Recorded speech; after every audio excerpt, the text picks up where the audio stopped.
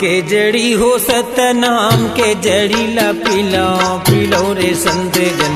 नाम के जड़ी ला पिलो रे संत जन। नाम के जड़ी हो सत नाम के जड़ी पिला हो संतो जना। नाम के जड़ी पिला हो संतो जना। नाम के जड़ी हो सत नाम के जड़ी ला पिलो रे संत जन। नाम के जड़ी ला पिलो रे संत जन। नाम के जड़ी ला सत नाम के जड़ी पिला हो संतो जन। नाम के जड़ी पिला हो संतो जन। अमृत है ऐसा चीजें का कैसे? मरे हुए जिंदा करने वाले, अमर करने वाले। हाँ हाँ जतका बीमारी है, रोग मंद है, तेला सब दूर करने वाले, दूर करी विपद के नाश करने वाले। हाँ भाई, तो 4 प्रकार के अमृत धर के हम आए हन भैया। तो का 4 प्रकार के अमृत है भाई बताओ।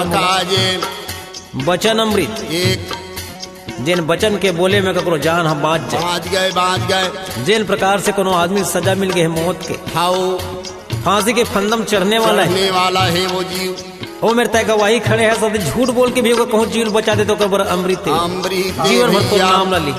हाँ कर्म अमृत, जिन कर्म अमृत में कोनो आदमी के बेटी बेटा नहीं है, अकेला पड़े संसार जगत में पीड़ा में भोगत या वक्त और प्राण छूटने वाले वो समय जाके पानी पिला दे सोला या कोनो में लेके इलाज पानी करवा दो, कर जान ला बचा दो। जीवन भर तो नाम लेकर जीवन बच दे। वाह भाजी।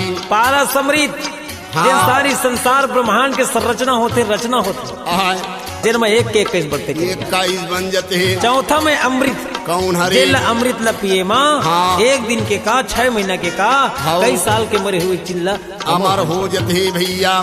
4 प्रकार के अमृत धरे। नाम के जड़ी हो सत्य नाम के जड़ी ला पिलो रे संत जन। नाम के जड़ी ला पिलो रे संत जन। नाम के जड़ी ला सत्य नाम के जड़ी पिला हो संतो जना। नाम के जड़ी पिला हो संतो जना। नाम के जड़ी हो सत्य नाम के जड़ी हो सत्य नाम के जड़ी हो सत्य नाम के जड़ी। नाम के जड़ी ला सत्य नाम के जड़ी लगता। नाम के जड़ी ला सत्य नाम के जड़ी ला। नाम के जड़ी हो सत्य नाम के जड़ी हो सत्य नाम के जड़ी हो सत्य नाम के जड़ी। नाम के जड़ी ला सत्य नाम के जड़ी लगता। नाम के जड़ी ला सत्य नाम के जड़ी।